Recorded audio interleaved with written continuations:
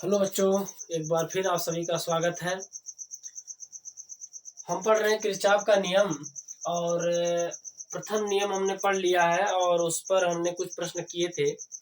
आज 4-5 प्रश्न 5-6 मतलब 5 प्रश्न आज हम और करेंगे। 5 और हो सकता है, एक आध और हो जाए। तो इतने हम प्रश्न कर लेंगे तो किरचॉफ का पहला नियम तो आप क्लियर कर ले जाओगे, माने अच्छे से समझ पाओगे। ठीक है, ध्यान से पढ़िएगा। 12 का टॉपिक है और 12 के लिए तो इम्पोर्टेंट है ही। चलिए देखिए, कह रहा है दिए गए चित्र में वैद्युत धारा I का मान क्या होगा। ठीक है, वैद्युत धारा I का मान क्या होगा। अब देखो, I का मान निकालना है तो सीधे सॉल्यूशन करेंगे। यहाँ पे सीधे कोई दिक्कत नहीं है। आने वाली धारा 10 एम्पियर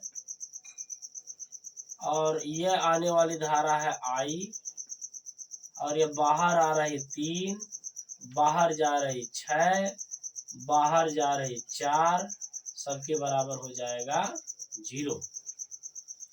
अंदर आ रही 10, बाहर आ रही है 3, अंदर जा रही वो I, बाहर जा रही 6, बाहर जा रही 4। तो यह हो जाएगा 10 और देखो 6 4 10 10 10 कट जाएगा, यानी I बराबर आ जाएगा कै एम्पियर प्लस 3 एम्पियर आ जाएगा। आंसर आ जाएगा 3 एम्पियर, माने 3 एम्पियर की धारा क्या होगी, बाहर निकलेगी। ठीक है, तो आंसर आ जाएगा पहले का कितना आ जाएगा, 3 एम्पियर की धारा बाहर निकलेगी। अगला देखो, अगला इसी तरह से प्रैक्टिस। देखो, प्रैक्टिस के लिए केवल हम दे रहे हैं, थोड़ा प्रैक्टिस करोगे ना तो थोड़ा जल्दी कंसेप्ट समझ में आएगा। 3 एम्पियर जो है बाहर की तरफ है तो -3, अंदर की तरफ है 2, बाहर की तरफ है -I, अंदर की तरफ है +7, अंदर की तरफ है +5। टोटल कितना होना चाहिए, 0 के बराबर होना चाहिए। ठीक है, अब देखो, अब इसको सॉल्व करेंगे तो 7 5 12, 7 5 12 और एक निकल जाएगा यहाँ -11। I बराबर आ जाएगा 11 एम्पियर, हमें आंसर आ जाएगा। ठीक है, I बराबर कितने एम्पियर आ जाएगा, 11 एम्पियर आ जाएगा। अगला देखो, अगला इसका सॉल्यूशन करेंगे। क्या कह रहा है, 6 एम्पियर अंदर की तरफ, 6 एम्पियर अंदर की तरफ, 4 एम्पियर अंदर की तरफ और 1 एम्पियर बाहर की तरफ। 1 एम्पियर किधर, बाहर की तरफ। 2 एम्पियर बाहर की तरफ। तो I का मान बाहर की तरफ I है, तो पूछ रहा I का मान, मतलब अंदर की तरफ प्लस, अंदर की तरफ प्लस। यह जो क्या हो जाएगा, अंदर की तरफ। देखो, अंदर की तरफ अगर प्लस, बाहर की तरफ माइनस, बाहर की तरफ माइनस, बाहर की तरफ माइनस। टोटल 6 4 10 7। I बराबर कितना आ जाएगा, 7 एम्पियर। I बराबर कितने एम्पियर आ जाएगा, 7 एम्पियर। चिन्ह प्लस है इसलिए जो हम दिशा माने हैं वह दिशा ठीक है। अगर ये माइनस आ जाता तो हम जो I की दिशा दिखाएं उस दिशा के विपरीत हमें जाना पड़ता, माने बाहर की तरफ दिखाया गया है 7 एम्पियर। अगर ये माइनस आ जाता तो अंदर की तरफ कह देते। इसमें देखो, संधि P पर पहले देख लेते हैं, इसको देख लेते हैं। संधि P पर हो सकता है यहाँ पर चले, संधि P पर, संधि P पर। ठीक है, संधि P पर देखेंगे, यह 4 एम्पियर अंदर की तरफ, 4 एम्पियर अंदर की तरफ प्लस 2 एम्पियर अंदर की तरफ, फिर 2 एम्पियर बाहर की तरफ, फिर -I1। टोटल कितना हो गया, 0। यह 2 से 2 कट जाएगा तो I1 बराबर कै एम्पियर आ गया, 4 एम्पियर। I1 बराबर कै एम्पियर आ गया, 4 एम्पियर। सही यहाँ तक। फिर देखो, इसी प्रकार संधि किस पर देख लेते हैं, संधि Q पर। देखो, यहाँ से आया 4 एम्पियर, अंदर आने वाली धारा 4 एम्पियर। यह 1 एम्पियर अंदर गई तो 1 एम्पियर, फिर 2 एम्पियर बाहर चली गई, फिर I एम्पियर बाहर जा रही है तो 0।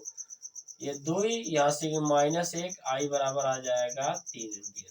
देखो, 4 5 बस 2 जा 3 और यह माइनस है 75। I बराबर कितना आ जाएगा, +3 एम्पियर आ जाएगा। ठीक है, आंसर आ गया हमारा प्लस 3 एम्पियर हमारा आंसर आ जाएगा। ठीक है, समझ में आ रहा है ना? ध्यान दीजिएगा, कई बार देखिए हमने इतना प्रश्न ले लिया, 9 प्रश्न कम से कम इस पर हमने ले लिए हैं, 9 प्रश्न ही कराएंगे, तो इसको थोड़ा ध्यान दीजिएगा, अच्छे से समझना। इसी पर जब दूसरा नियम पढ़ेंगे किरचॉफ का, तो उसमें भी इस तरह से प्रश्न है, आपको इसकी सहायता से हम द्वितीय नियम को कर पाएंगे। देखिए अच्छे, इस वाले को देखेंगे, ये अच्छा प्रश्न है, इसको देखेंगे। देखो कह रहा है कि आई का मान ज्ञात करना है, तो सबसे पहले प्रवेश कर रही है, तो संधि पी पर देखते हैं। सबसे पहले लिखेंगे संधि पी पर, संधि पी पर देखते हैं। ठीक है, संधि पी पर देखेंगे, 15 एम्पियर आ रही अंदर, 8 एम्पियर बाहर जा रही है, I1 बाहर जा रही है, कुल मिलाकर 0। तो 8 7 15 यानी I1 बराबर हो जाएगा 7 एम्पियर अंदर की तरफ जाएगी। ठीक है ना, 8 7 15 7 एम्पियर अंदर की तरफ, यहाँ 7 एम्पियर पहुंची। अब लिखते हैं संधि किस पर, संधि Q पर, संधि Q पर। अब संधि Q पर जब देखेंगे तो 3 एम्पियर अंदर की तरफ, 7 एम्पियर अंदर की तरफ, 3 एम्पियर भी अंदर की तरफ, I एम्पियर जो कि आ रही बाहर की तरफ, तो ये हो जाएगा 0। 7 और 3 10, ये 10 और ये माइनस इधर जाएगा, यानी I2 बराबर आ जाएगा 10 एम्पियर आ जाएगा। ठीक है, पुनः हाँ पुनः देखते हैं संधि, संधि इधर से हो गया, इधर से हो गया। ठीक है, अब हम देखते हैं संधि यस पर, आर चूंकि लास्ट में देखेंगे, संधि यस पर, संधि यस पर अगर देखेंगे तो यह धारा आ रही 8, इधर से जा रही 5, इधर बाहर जा रही -I3, कुल मिलाकर 0।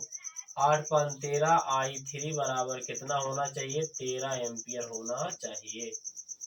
अब देखो, अब फिर लिखते हैं, अतः संधि आर पर, संधि किस पर देख लेते हैं, संधि आर पर, इस पर देख लेना है, संधि आर पर। ठीक है, संधि आर पर देखेंगे तो इधर से 13 एम्पियर, I2 कितना आ गया, इधर से 10 एम्पियर, और इधर I बराबर हो गया 0, और 10 13 23, यानी I बराबर कितने एम्पियर हो गए, 23 एम्पियर हमारे जो क्या हो जाएंगे आंसर।